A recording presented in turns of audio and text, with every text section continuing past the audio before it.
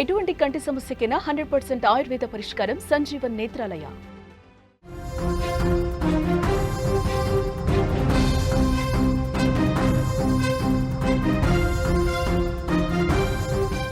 కర్ణాటకలోని తుమకారు జిల్లాలో దారుణ హత్య చోటు చేసుకుంది. 2022 నాటి శ్రద్ధావాకర్ హత్యను తలపించే విధంగా ఇది జరిగింది.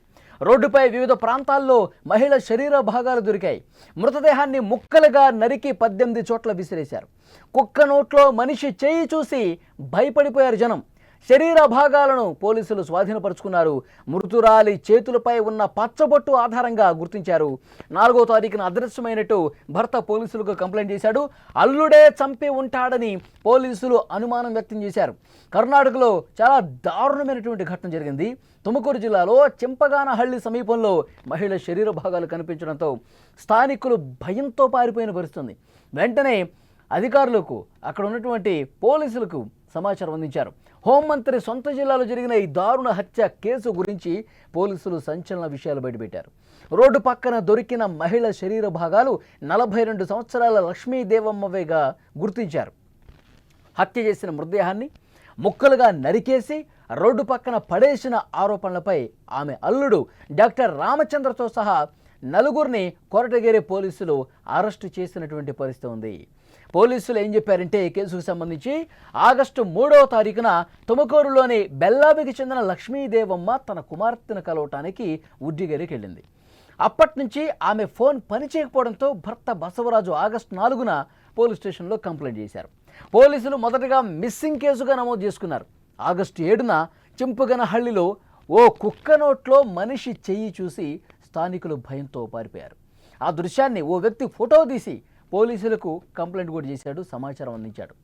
రంగంలోకి దిగిన పోలీసులు కొరటగెరే కోలాల్ పోలీస్ స్టేషన్ పరిధిలో 18 చోట్ల పోలీసులు ఆ శరీర భాగాలను కూడా కనుగొనే పరిస్థితుంది.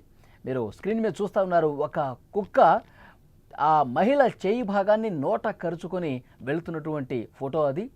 దీన్ని అక్కడ స్థానికులు తీశారు. మహిళ శరీర భాగాలు ఒక కవర్లో పడేసి ఉంటాం. తర్వాత 18 ప్లేసుల్లో ఆ శరీర భాగాలను పడేశాడు. ఆ భాగాల్ని దొరికినటువంటి ఆ కుక్కలు నోట కరుచుకొని వెళుతున్నటువంటి దృశ్యాలు కూడా అక్కడ కనిపించాయి.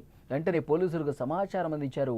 ఆ కుక్క పట్టుకుని వెళుతున్నటువంటి దృశ్యం కావచ్చు, ఆ కవర్ని కావచ్చు, ఆ ఫోటోలు వీడియోలన్నీ కూడా అక్కడి స్థానికులు తీసి పోలీసులకు సమాచారం ఇచ్చినటువంటి పరిస్థితి ఉంది. విజువల్స్లో మీరు చూస్తున్నారు. చేయిపై పచ్చబొట్టు ఉంది. ముఖ కవళికల ఆధారంగా చనిపోయింది లక్ష్మీదేవమ్మగా గుర్తించారు పోలీసులు తర్వాత DNA పరీక్ష కూడా చేసి దర్యాప్తు చేశారు. దర్యాప్తులో భాగంగా కొన్ని షాకింగ్ విషయాలు బయటకు వచ్చాయి.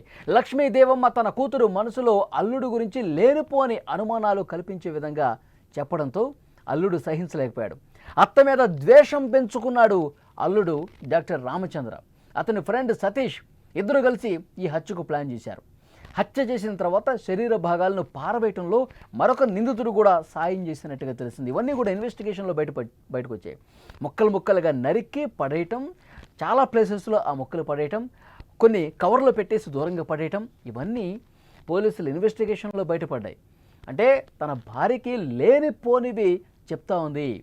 ఇవన్నీ కూడా ఎక్కడెక్కడో విషయాలన్నీ తీసుకొచ్చి తన గురించి చాలా బ్యాడ్గా చెప్పడంతో, లేనిపోనివి కల్పించి చెప్పడంతో కోపం పెంచుకొని ఈ విధంగా హత్యకు ప్లాన్ చేసినట్టుగా పోలీసులు దర్యాప్తులు వెల్లడైంది. ఈ హత్యకు ప్లాన్ కోలాల సమీపంలోనే ఒక ఫామ్ హౌస్లో వేసుకున్నట్టుగా తెలుస్తోంది. ఊరికి వెళుతున్న లక్ష్మీదేవమ్మకు మాయమాటలు చెప్పి ఫామ్ హౌస్లోకి తీసుకొచ్చి దారుణంగా చంపేశారు. ఎవరికి అనుమానం రాకుండా ఉండటం కోసం నిందితులు లక్ష్మీదేవమ్మ మృతదేహాన్ని కొన్ని భాగాలుగా చేసి ప్లాస్టిక్ సంచుల్లో చింపుగనహళ్లి అలాగే వెంకటపుర రహదారి వెంట పోతూ అక్కడ కొద్దిగా ఇక్కడ కొద్దిగా పడేసి శరీర భాగాల్ని వెళ్ళిపోయారు. ఆ శరీర భాగాలు లింగపుర రహదారిలోని వంతెన, బెండన్ నర్సరీ, జోనిహరహళ్లి, సిద్దరబెట్ట ఇలాంటి రోడ్స్ మీద కనిపించాయి.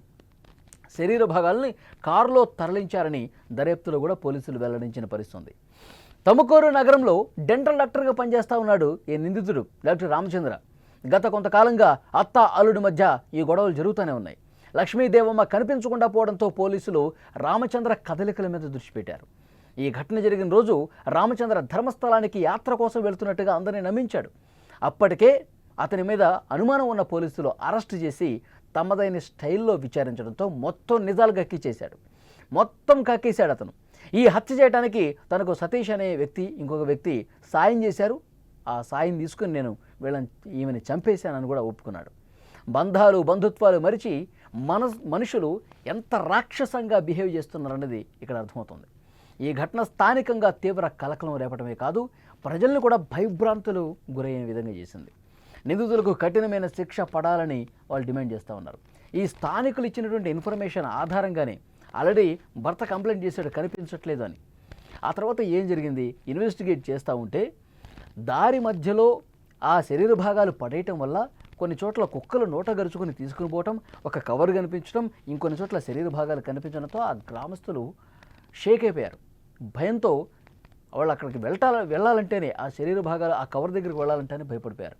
వెంటనే పోలీసులకి ఇన్ఫర్మేషన్ ఇస్తే మొత్తం శరీర భాగాలు కలెక్ట్ చేయడానికే కొన్ని గంటల సమయం పట్టింది. ఎందుకంటే ఒక దగ్గర పాడలేదు కదా, ఒక దగ్గర విసిరేలేదు వాళ్ళు. అక్కడ వంతెన దగ్గర ఒకటి, ఆ రహదారి దగ్గర ఒకటి, 2 కిలోమీటర్ల తర్వాత ఒకటి, ఇట్లా 18 ముక్కలు చేసి ఆ మహిళ శరీరాన్ని ఇట్లా పడేయటంతో వాటిని సేకరించడానికే కొద్ది గంటల సమయం పట్టింది.